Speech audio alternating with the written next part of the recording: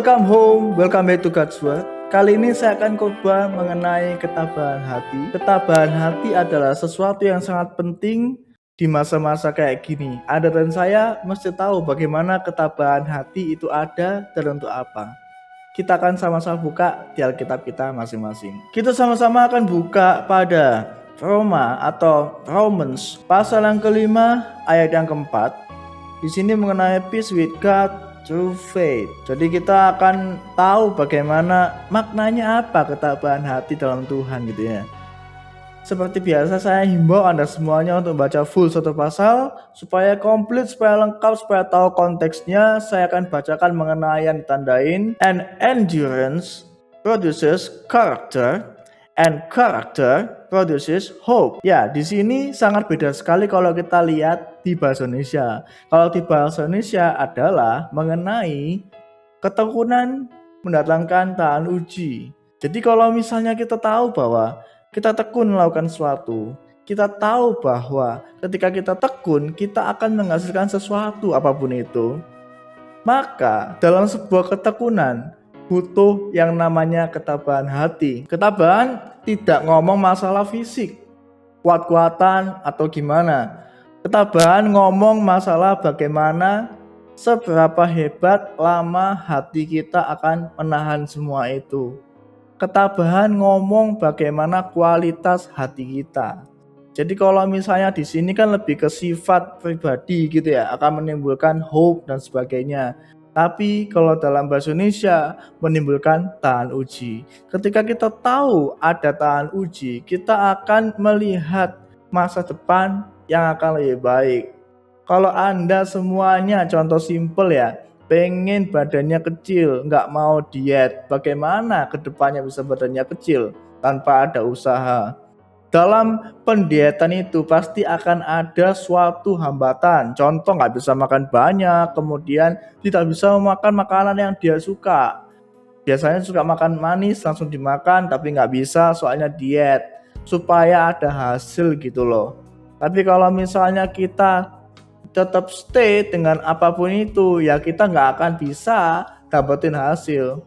Ujung-ujungnya adalah kita mesti bertahan menggunakan ketabahan hati.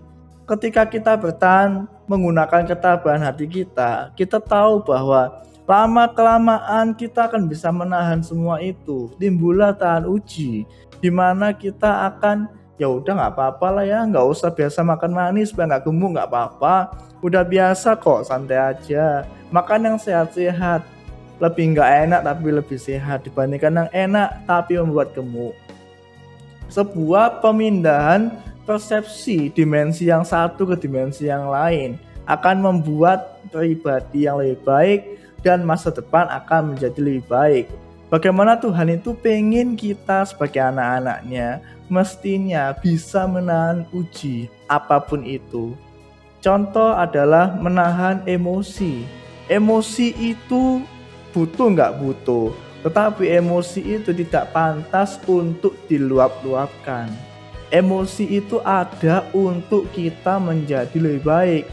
Bukan seperti gunung api yang langsung meletus-letus lava dan magmanya kemana-mana. Tetapi kita mesti tahu bahwa kalau gunung api mau meletus, ada fase diam, tahan dulu. Lama-lama letusan panas akan menjadi dingin, lava panas menjadi lava dingin. Dan lava dingin itu akan menghasilkan batu-batu yang cantik dan bagus. Kalau misalnya kita kebiasaan untuk emosi sesaat, itu pasti akan menimbulkan banyak masalah yang lain. Bukannya masalah satu selesai, malah nambah 2, 3, 4, bahkan 7 masalahnya. Banyak sekali manusia itu gak bisa nahan emosi. Tuhan pun pernah emosi, Yesus pun pernah untuk emosi.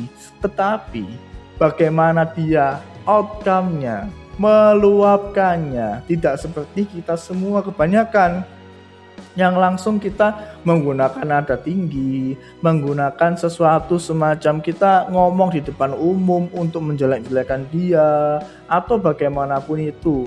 Sebuah tahan uji ada untuk menjadikan kita lebih baik. Kalau misalnya tahan uji untuk menjadikan lebih jelek, gak mungkin. Contoh, Kita tahan uji untuk menahan sesuatu. Contoh ya, kalau misalnya kita studi. Studi itu adalah tahan uji untuk kita bisa mendapatkan nilai yang baik. Kalau misalnya kita nggak biasa studi matematika, nggak biasa dikasih soal-soal, nggak biasa untuk dikasih sebuah tantangan dalam matematika, lama-kelamaan nilai matematika kita gitu-gitu aja. Dan tidak akan ada perkembangan.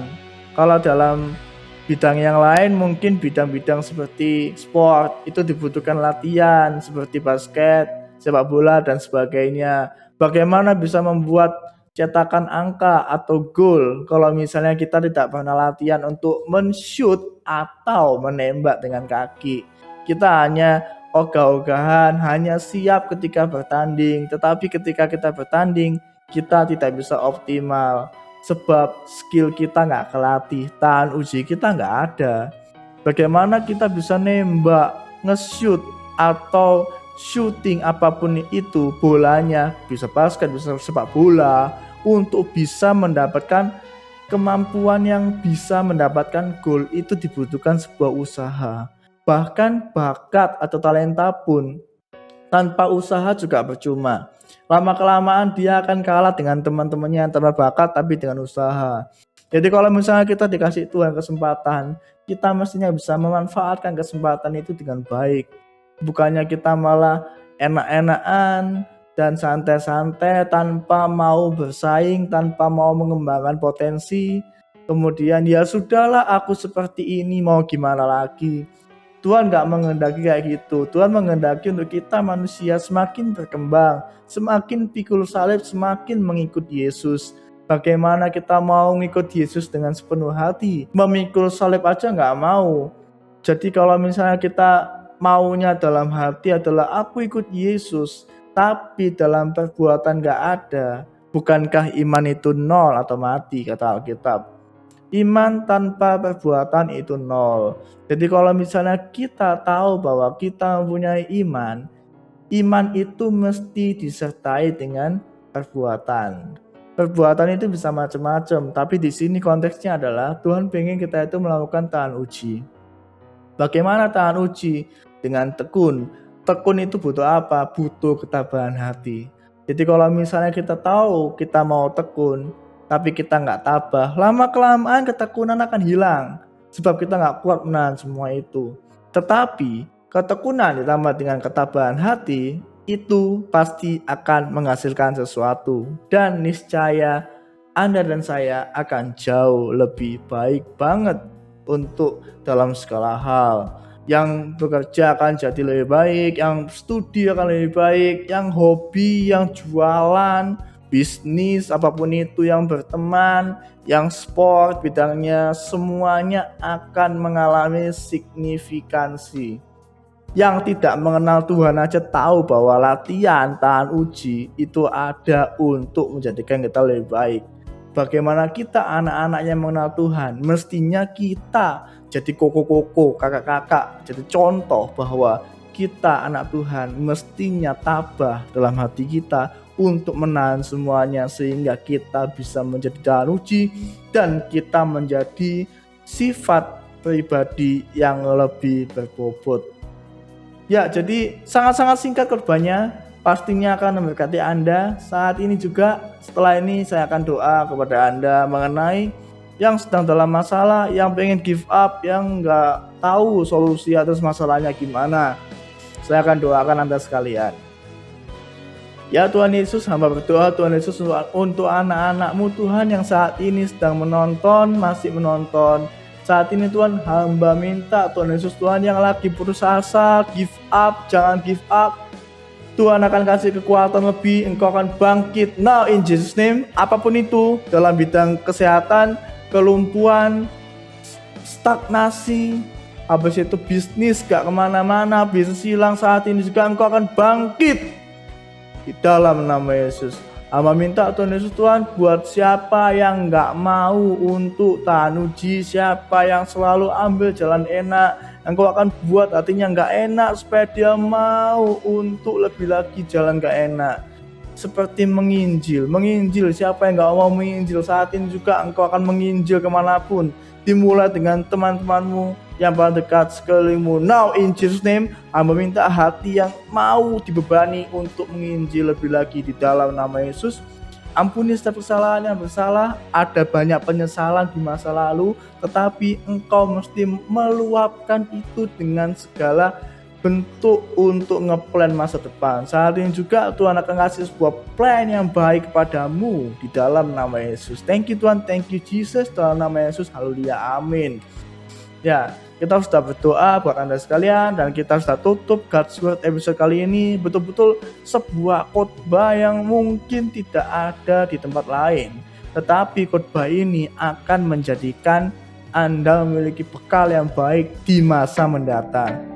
Kita ketemu lagi di next episode. God bless you dan bye-bye.